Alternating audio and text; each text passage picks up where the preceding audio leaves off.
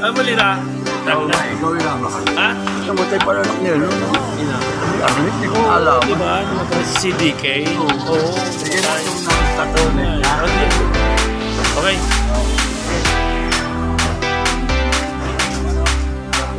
Yun ba?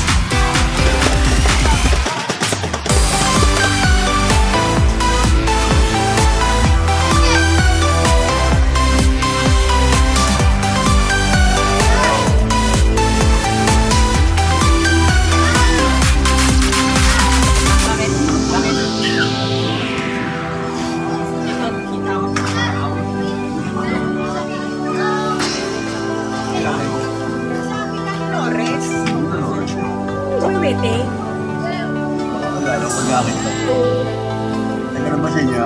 Huwag na, oras.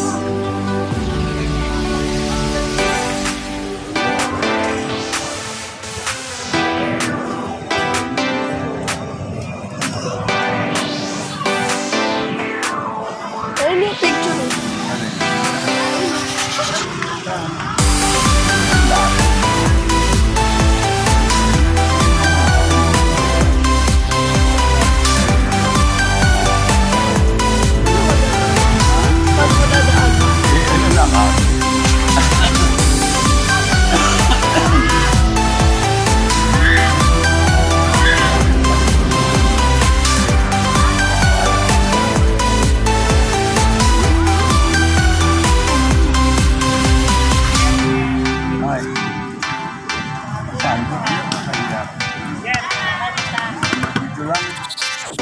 Ay, kami.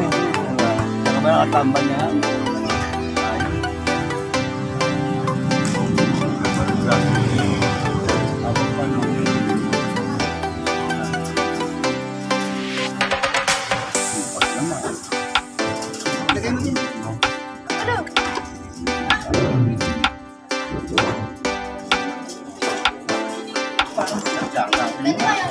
Ano ba dyan? Ito? Ano mga gulong? Ay, si Mama. Si Mama? Yung mga gulong. Thanks naman.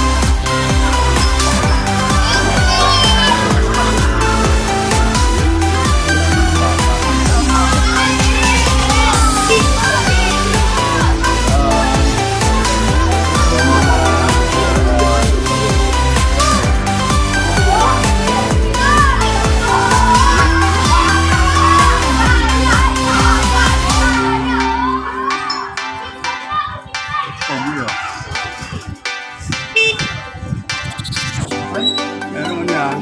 Pagwa. Oh. Meron.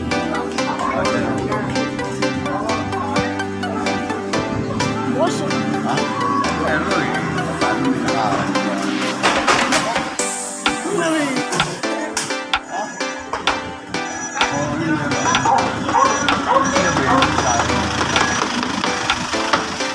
ayun ang nanonood ng TV. PJ.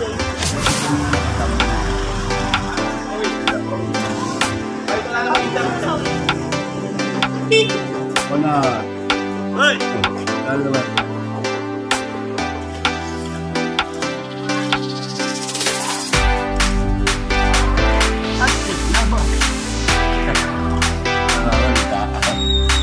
Wala, saan tayo?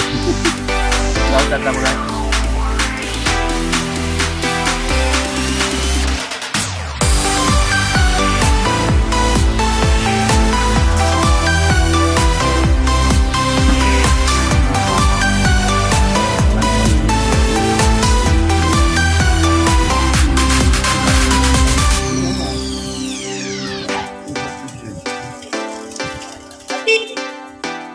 Shout out ko.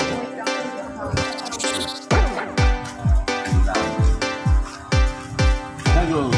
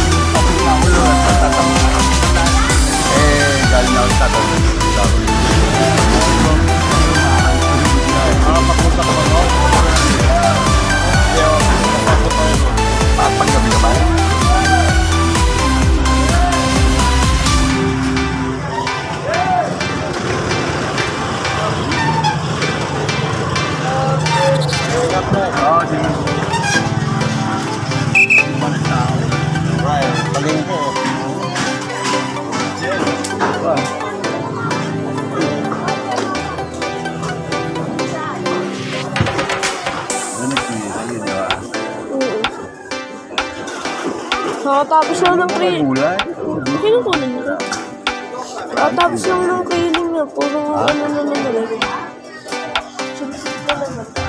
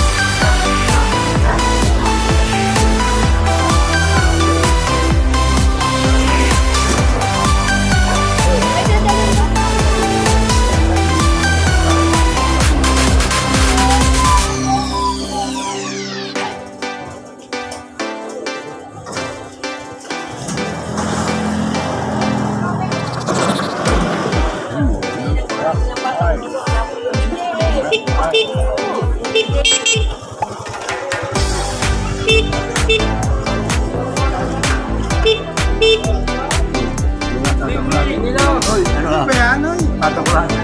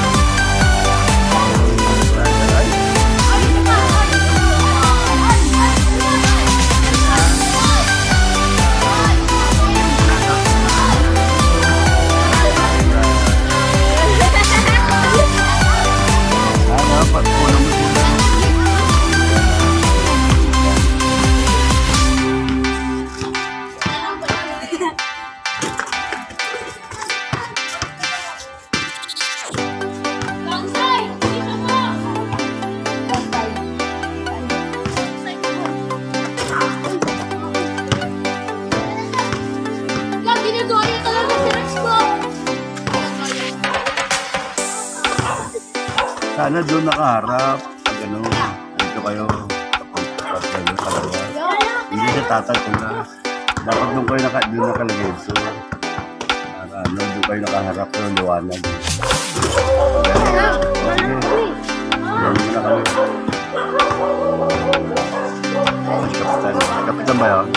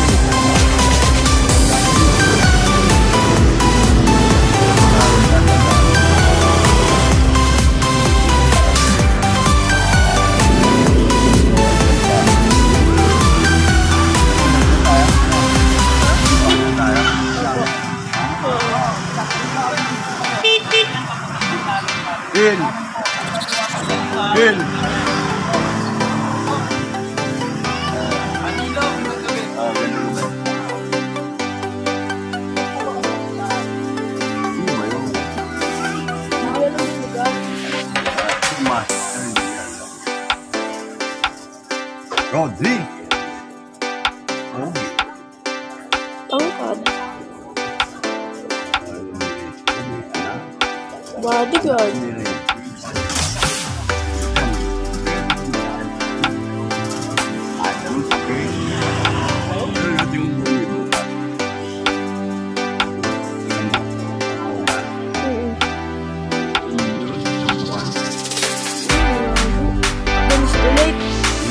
Against the light.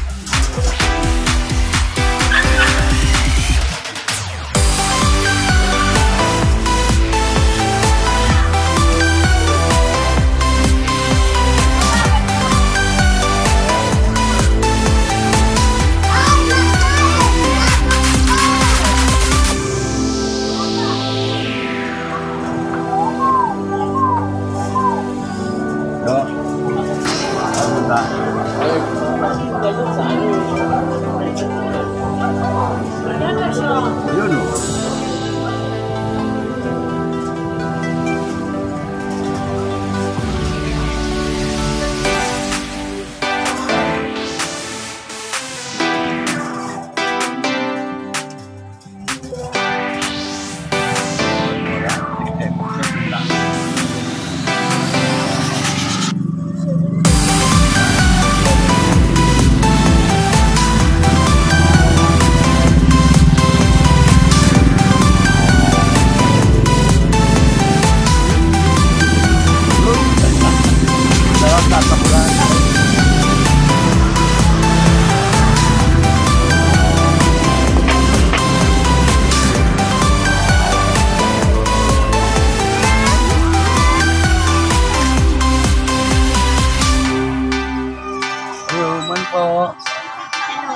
Ano po?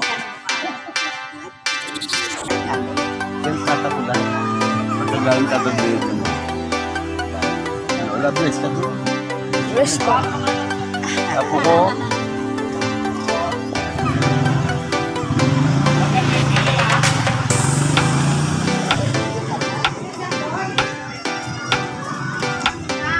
Oriel! Tatakulan. Tatakulan. Oh, ang galing. Ha? Papunta dyan? Dolores. Oo.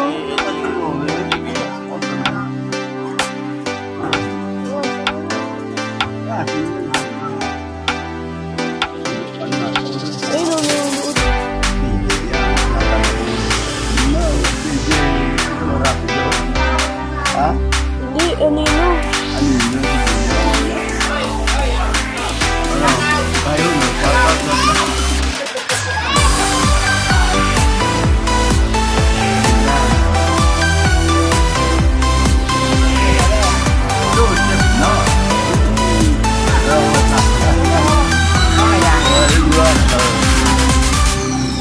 Tayo eh, wow. Boss Nero. Ano ba? Galing sa tatakula. Kagaling sa diretso naman ako. Ano yun? Oo, talaga. Lagi nang nagiging natin. Ang kapitan eh. Ay, tatatuloy pa. Pamuntik na ako, patatong taon na. Bigyan na lang nila. Wala kita. Oo, October 9. Joseph. Adis ako eh. Oo, 9.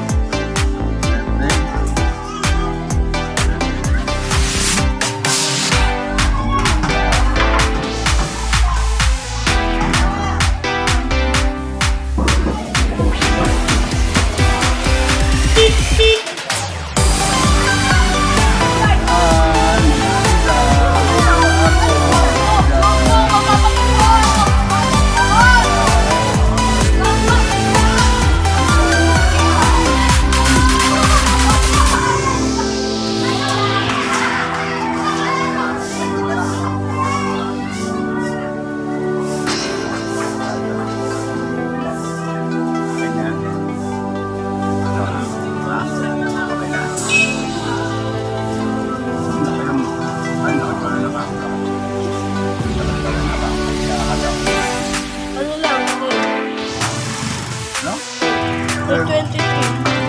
10 minutes?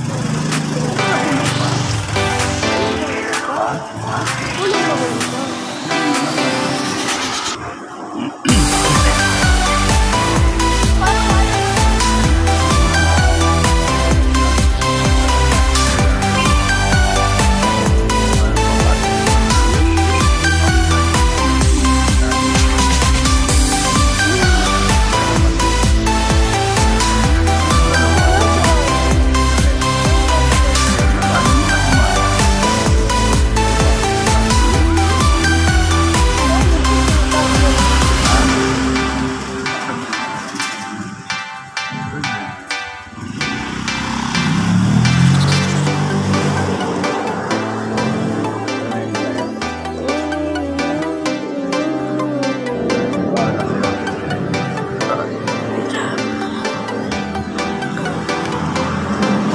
Ayan po mga kabidatan, dito na po kami sa bahay. Ayan, ito po, ang garahe, binubuksan na po ni Jefferson ng garahe para makapag-garahan naman tayo dito.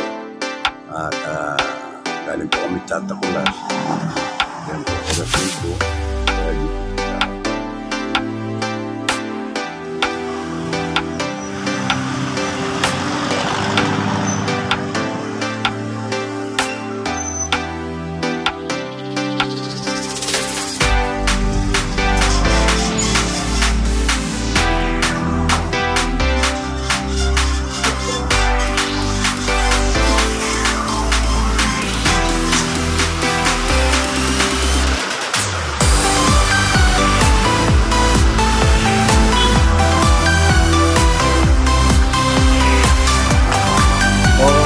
Dahan-dahan.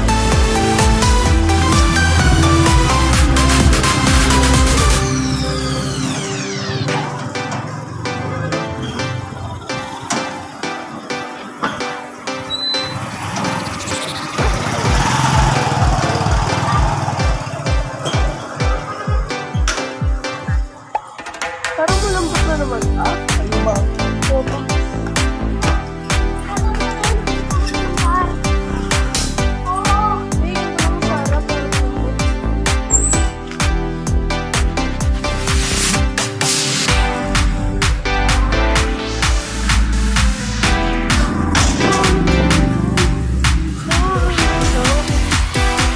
Kabidat, nandito na nga po kami sa bahay at galing po kami sa Tato Dune kanina at nagorasyon po kami doon at tumuloy po kami pagtapos noon at tumuloy po kami sa Lawerta naman doon po sa Tata Kulas at nakita po namin doon Kapitan, PA at marami po mga kilala ko po doon na natanong ako sa ugaltad ko po nag-orasyon ako dyan Tata Kulas kapag my time lalawin natin Tata Kulas. Eh wala po pong ilaw pa rin. Madilim po doon kay Tata Kulas. Maliban po doon sa Kabukana. Sa bandang, ayan, doon na may konting ilaw po maliwanag po. Naglalaro po mga bata doon ng basketball na po at diretso na po kami pauwi dito. Kaya mga kabila, sana po ay magustuhan po ninyo at pagpatuloy po ninyo ang pagsubaybay sa aming mga ina-upload na video. Kahit na ganito po ay ito po isang maniwala po sa hindi milagroso po ang ating malang Patrong Tata Dune. Ito kapag napakinggan po ninyo at napanood po ninyo hanggang dito sa uli ay makita po ninyo ang blessing sa inyo kung meron mong kayong kahilingan kay Tata Kulas. Tatausit ay makita po ninyo at maramdaman po ninyo ang blessing by means of Holy Spirit bago po matapos itong aking na-upload nito. Kaya mga kabida, sana po ay patuloy po ninyo supportahan itong Kabida Channel. Ang content po natin ay yung mga Sunday Mass at meron nga po nakaburog sa bisita. Hindi na nga po kami kasi kanina po napuntahan ko na po doon. At bago po kami punta ng Jefferson doon, ang aking ako, ay kumain po muna kami dito. At nagluto nga po ako ng yung talto, tuwakang po. na binoneless ko, tinanggal ko mga tinik, tapos ibili niya ako sa gitna, tapos kaya ang tinrade ko deep fry. Kaya masarap po yung lasa po ng ating nilutong crispy dilis. Kaya po, malilig nga lang po isda, tuwakang malaking dilis po, kaya tuwakang. Masarap po ang lasa niya. Subukan po ninyo, cornstarch, itlog lang po konti, at mantika, i-deep fry po ninyo. At meron pong ano po ninyo sa cornstarch para maluto. At napakasarap po suka, sawsawan po suka, bawang, at saka yung ketchup, yung po, yung sili, ligyan po ninyo. At maganda po yan. At masarap yung kainin at yulam sa kanin. Pwede po rin po pampulutan yan eh. Sa mga nag-iinom. Madali lang po naman gawin yan. Mura lang po ang dilis. Lalo kapag adagsa po ang mga huli sa Safra. Yun po yung huli po ni Eddie, kaibigan Eddie. Pinadala na ko rito na kadraw para sa akin. Wala po ako dito ngayon kaya sabi ko, pasalamatan at bibigyan ko na rin po para pambili ng bigas nila. Bukas.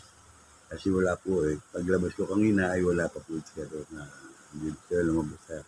Siguro po ay lumakad na rin po sila papuntang laot para naman bukas. Ang dating nila ay alas 5. Alas 5 rin sila umalis dito kanina. At alas 5 rin sila darating dito ng umaga. Doon sa Bulungan, doon po nila binabaksak ang mga nahuli nila. At yun, kung ano po ang sumakay sa lambat nila, yun po ang kanilang huli sa araw na ito. At mamaya po, sigurado nakalatag na po yung lambat nila ron. Ganitong oras nagpapandaw na pang-ulam na po nila ron. Bago sila umiglip ng konti at nakababad lang po yung lambat doon. Yun po ang Safra. Marami pong ilaw na nilalagay po doon. Nung dati po hasag Hasag yung malalaking ilaw po na meron. Pero ngayon magbasa marami ng bago ng teknolohiya. Kaya mas maliwanag po yung mga ginagamit sa ilaw na yun. By generator, yan po. Kaya mas gumaganda po ang huli nila. Doon po sa yung bandang laot niyan sa Safra. Sa nilalagyan po ng Safra. At kung minsan nga po gusto kong sumama doon para makapaglibang din ako ng makapag-iba rin ng content, malibang ako sa karagatan doon, yung maganda pong panahon. Kasi minsan po lumalakad bigla ang hangin, ay sa edad ko na ito medyo baka mahirapan na rin ako umakyat doon po sa kubo ng Safra. Kaya may iwan ako doon sa ibaba sa bangka. Okay lang po yun, malaki naman po yung bangka. At pwede rin ako mamansing-mansing doon. Maglalawit ko ng hook. At yung pamansing ko, at saka may pain. Marami pong pain doon. May pag-unang harvest, unang angat pa lang po lambat nila. Papandawin nila. Ay, sobra-sobra na po. Makapamimili tayo ng pampain doon. Kaya nyo minsan ipakikita ko po sa inyo kapag ako'y nakasama sa kanila. Doon po sa laot. Kaya marami salamat po mga kabida, mga ka-team lovebirds. At yan po ay abangan po ninyo ang aking pag-adventure po dyan sa laot. Sakali. Ang nagustuhan ko naman, tuloy-tuloy na kahit ako na mapagpagasulinat po sa mga motor niya, sa motor ng bangka. Okay lang po yun. At magdadala pagkain doon para sa mga mangisda. Yung nga po bukas, pagdating nila, ibigyan ko nila si Eddie. Yung okay yung misis niya, naglalako po ng mga huli nila. Yung iba po naman sa bulungan nila binabakta. Kaya napakasarap po ng tuwakang, baka sakali bumili pa ulit ako nun para maluto ulit.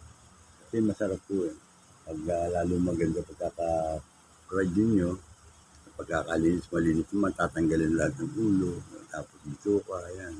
Bibiyakin na, pinipisil lang po yung pagbibiyak doon. At hanggang sa matanggal ng tinik, ayan. Kaya, boneless na po, kumbaga sa, boneless na po. At lalagyan nyo na sa cornstarch powder, tsaka yun, may cornstarch na merong itlog, ayan. Saka nyo yung pagugulungin doon sa powder, yung nakaharina yung cornstarch. bago nyo i-defry. Sunod-sunod po para at saka medyo mahina lang ang apoy. Painitin nyo muna ang mantika at kung nakala nyo mainit yung mantika, saka nyo i-adjust yung apoy ng kalan para hindi masunugan. Para maganda. Pag nakulay, brown na po, golden brown na po, ganyan. Ano nyo na po, pangunin nyo na at lagyan nyo sa tissue, meron sa loob nyo ng tissue para sa ganun yung mantika ay ma-absorb po ng tissue at safe pong kainin niya. At doon naman po, doon sa mga may sa isdang ganyan, pwede rin pong igawin yung paksiw. Meron pong ano dyan, lalagay na yung tag to, yung onion ring, yung onion, yung sibuyas na mura. Yan po. Maraming salamat po mga kabida. Hanggang dito lang po muna. At yan nga po, at ito po ang aking video na ito na pa-upload si Jefferson na salamat po sa inyo. Pangit makapanood po kayo nito. Mapakinggan po ninyo ang ating sinasabi. Tungkol po sa tatakulas at tatagin. Yan po mga milagro po na ating patron.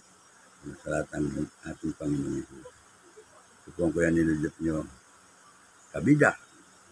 Always be happy and keep on praying. Yan po. Bye.